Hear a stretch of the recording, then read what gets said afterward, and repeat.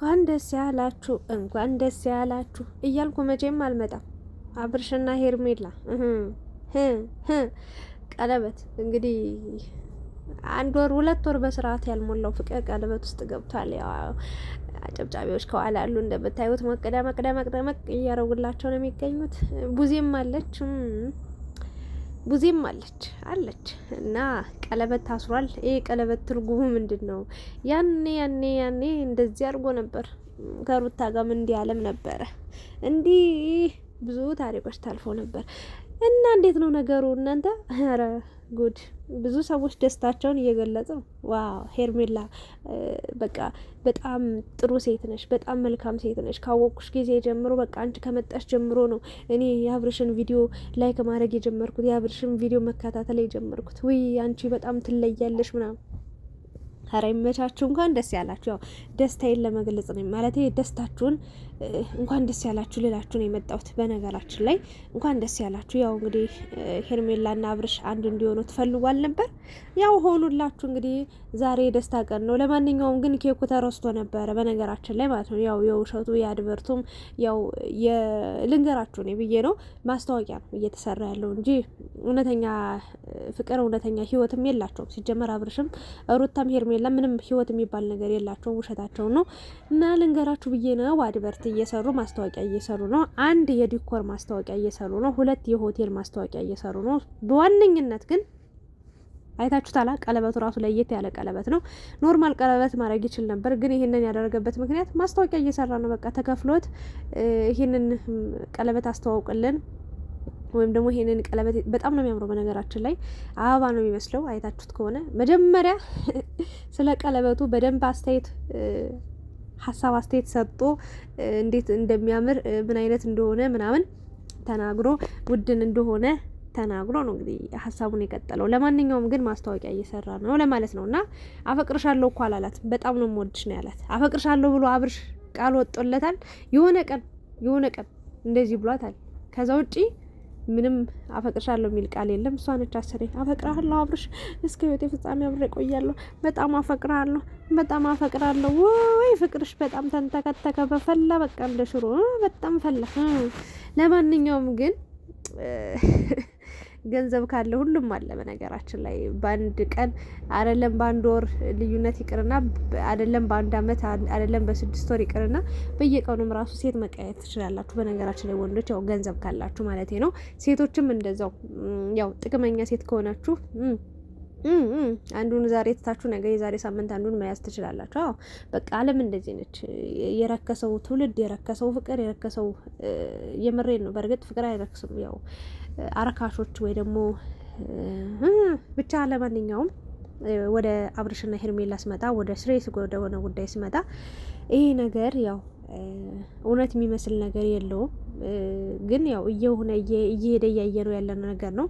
ገና የአብርሽ ህይወት ገና እስከ ህይወቱ ፍጻሜ ህይወቱ እስክታልፍ ድረስ መዋሸቱንም አያቆምም፣ ቪዲዮ መስራቱንም አያቆምም፣ ሴቶችን ከማምጣትም ወደ ኋላ አይልም።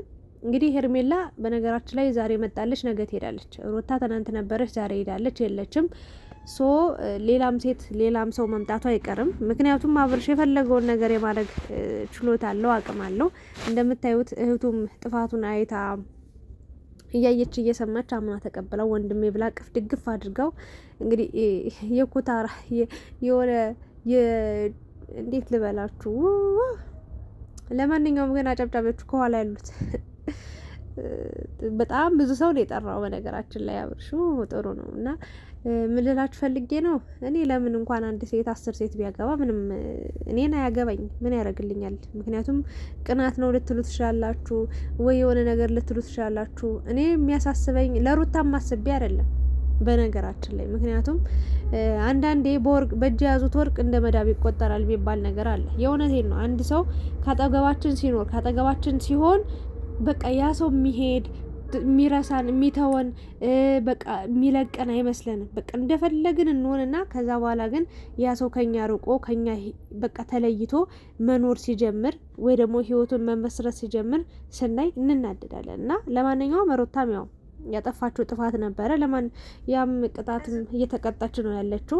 ትንሽ ከባድ ነው፣ ግን አሁን እኔ ስለ እውነት ነው እያወራሁ ያለሁት። ስለ እውነት ምንድነው እኔ ስላሳለፉት ጥሩ ጊዜያቶች፣ ስላሳለፉት የመከራ ጊዜያት፣ የሰው ጣልቃ ገብነት፣ በፍቅር አለመስማማት፣ መጋጨቶች፣ ሩታ የወለደችበት ሞመንት፣ ልጅ የያዘችበት ሞመንት አጋጣሚ ነው እና ይህንን ነው የማስታውሰው። ይህንን ነው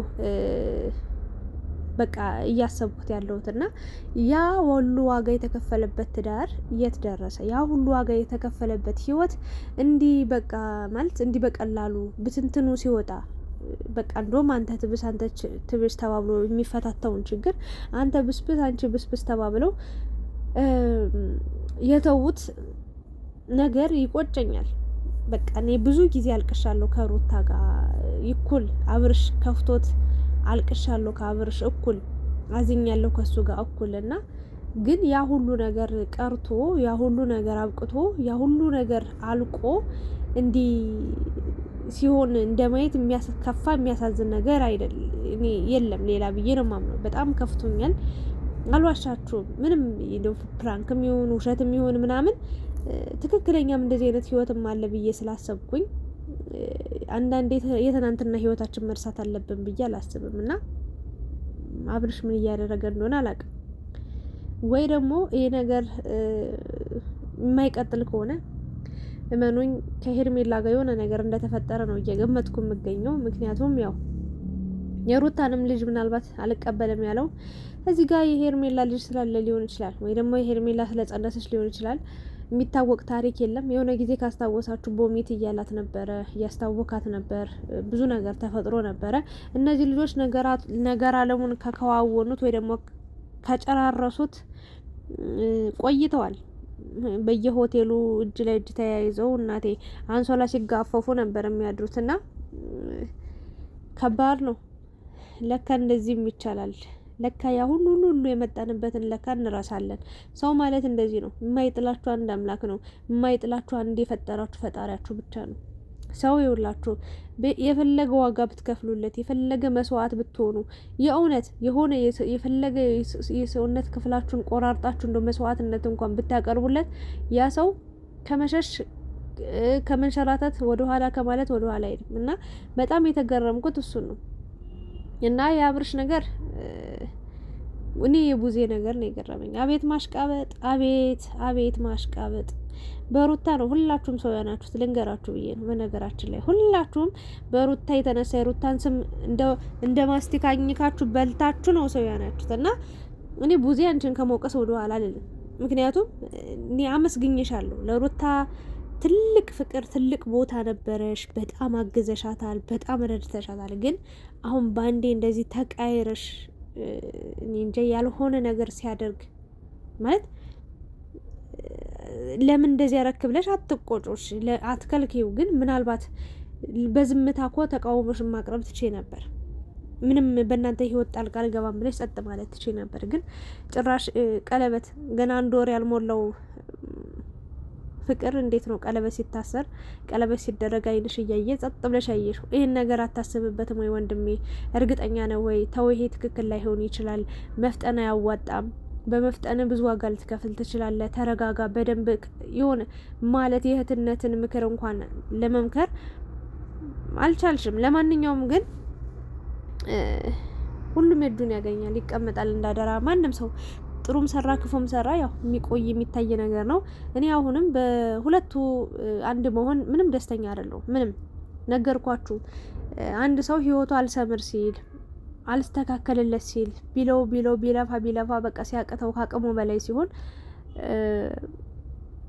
የሆነ አንዳንዴ ነፍስ እስከ መጥፋት አንዱን እስከ መጉዳት ምናምን ይደረሳል።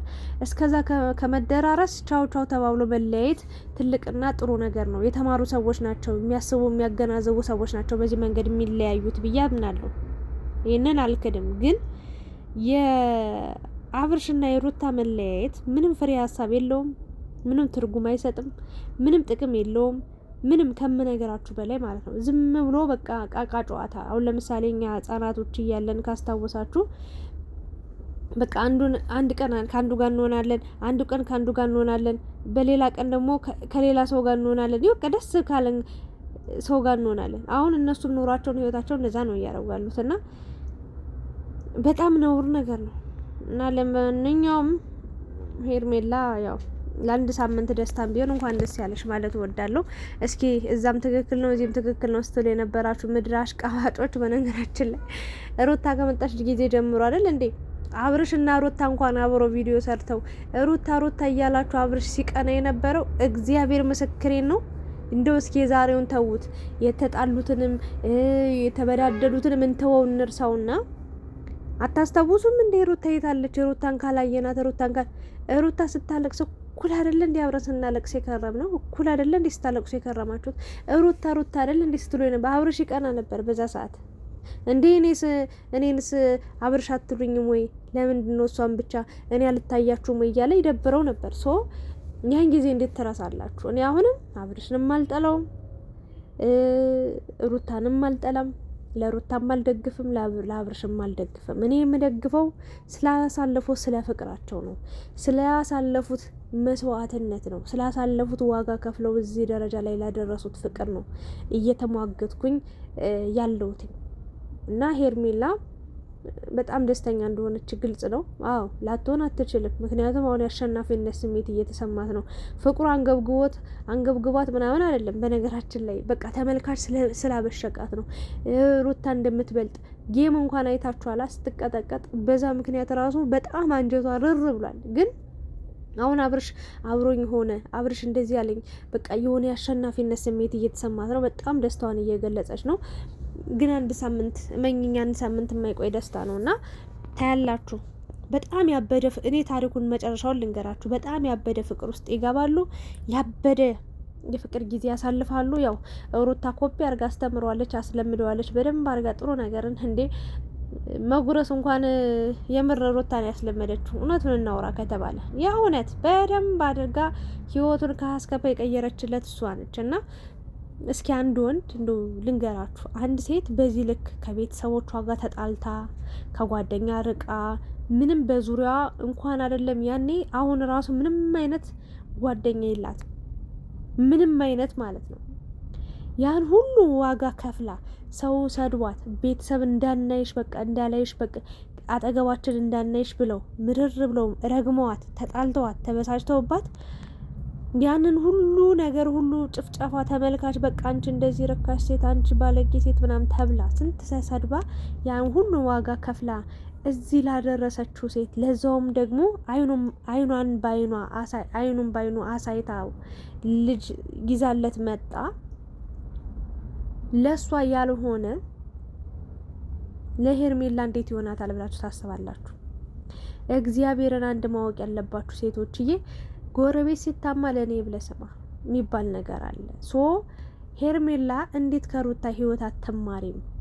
ይሄ ልጅ ትዳሩን አስተካክሎ ኑሮውን ህይወቱን እንዲኖር ማድረግ ስትቺ ለኔ ያልሽበት ምክንያት በምንኛው ነው? ሩታም እንደዚህ ዋጋ ከፍላለት ነበረ። እንኳን ዛሬ አንቺ ለመጣሽ እንኳን ሁሉ ነገር አልጋ ባልጋው በሆነበት ታይም ላይ ሩታ ሁሉን ነገር ባስተካከለችበት ታይም ላይ እንኳን መጠሽ ይቅርና ብዙ ዋጋ ብትከፊለትም ምንም ነገር እኔ እንጃ አላቅም፣ አይሆንሽም ነው የምለው። በቃ እኔ አብርሽ የሚስተካከል አይመስለኝም። ለአንድ ሳምንት ለአንድ ወር ወይ ደግሞ በቃ ለ3 ቀን ሊሆን ይችላል ይሄ ፍቅሩ ሊቆይ የሚችለው ይሄ እንክብካቤ ሊኖር የሚችለው። ከዛ ውጭ ግን ቻው ብሎሽ ጥሎሽ እንደሚሄድ ነው የምገምተው። በቃ ምክንያቱም ሩታን ጥሎ ለመሄድ ምንም ያቅማማው ነገር ያሰበበት ነገር እንኳን የለም እና ጥሩ ህይወት ነው በርታ ቀጥልበት የምትሉት እግዚአብሔርን ሰዓት ውስጥ እንዲገባ ነው እየገፋፋችሁት ያላችሁት። ምንም የሚስተካከል ነገር የለም። ምንም ከሩታ ያጣው ሄርሜላ ጋር ያገኘው ነገር የለም። በነገራችን ላይ እንደውም ታያላችሁ ሙያ ብትሉ ሴትነት ብትሉ ዝነጣ ብትሉ ሉልን የመሰለ ቆንጅዬ ልጅ የሰጠችው ሩታ ነች እና ሄርሜላ ጋር ጥላቻ የለብኝም። ይህን ያህል ራስ ወዳድ እንደሆነች አውቃለሁ 100%። ግን ከምንም በላይ የአብርሽ ሁሉ ነገር ጥፋት ነው ብዬ ስለማምን ስለ አብርሽ ነው የማወራው፣ አብርሽን ነው የምናገረው፣ ለአብርሽ ነው ሀሳብ የምሰጠው። ለማንኛውም አሁንም ጊዜው አልረፈደም። እንደዚህ ዝም ብለ በትንንሽ ልጆች የሆነ በዚህ በወጠጤ ታጅበ አንተም ወጠጥ ያትሆን ወልደሃል። ሰከን በል፣ ረጋ በል፣ በረድ በል።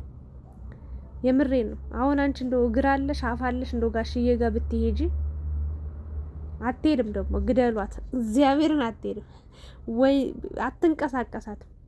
እና ሩታን ባየበት አይኑ ሩታን ባወራበት አንቺን ያወራሻል ያናገርሻል ብዬ አላስብም። ለማንኛውም ታያላችሁ ጋሽዬ ማለት ነው። በእርግጥ ክፉ ቃል አይናገርም፣ ግን የምሬን ነው። በተአምር አይቀበላትም። ታያላችሁ። ለማንኛውም ይሁንላችሁ፣ ያርግላችሁ፣ መጨረሻችሁን ያሳየን ነው ምለው። እኔ እናንተንም ያቆያችሁ እኔንም ያቆየኝ። ሌላ ምለው ታሪክ የለም። ሩታ እንግዲህ ቻዩ ምን ልትሆኝ እንደምትችይ ምን አይነት ህይወት ከዚህ በኋላ እንደሚኖርሽ ሳስበው ይገርመኛል። ምክንያቱም ከባድ ነው። ያ ሁሉ የለፋሽበት ነገር ሁሉ በአንዴ ገደል ሲገባ እንደማየት ሰው ቢሄድ ሰው ይመጣል። በነገራችን ላይ ግን በቃ ይህን ሁሉ ዋጋ ከፍላ ለካ ላይ ስተካከል ነው፣ ለካ እንደዚህ ለምትካደው ነው፣ ለካ እንደዚህ ለምትሆነው ህይወት ነው ያ ሁሉ ያለቀሰችበት፣ ያ ሁሉ ያነባችበት። ለማንኛውም ጥሩና ትልቅ ስጦታ፣ ትልቅ ጊፍት፣ ትልቅ በረከት አግኝታለች። በሱም ልጇ ነው። በዛ ተጽናኝ እላለሁ። አብርሽ ልቦና ይስጥ። ሌላ ምንም ምለው ታሪክ የለኝም። ምንም አፈቅርሻለሁ ብለህ እንኳን አፍህን ሞልተህ ለማትናገርላት ሴት እንዲህ መሆንህ በጣም ገርሞኛል። ለማንኛውም ማስታወቂያው ተመችቶኛል።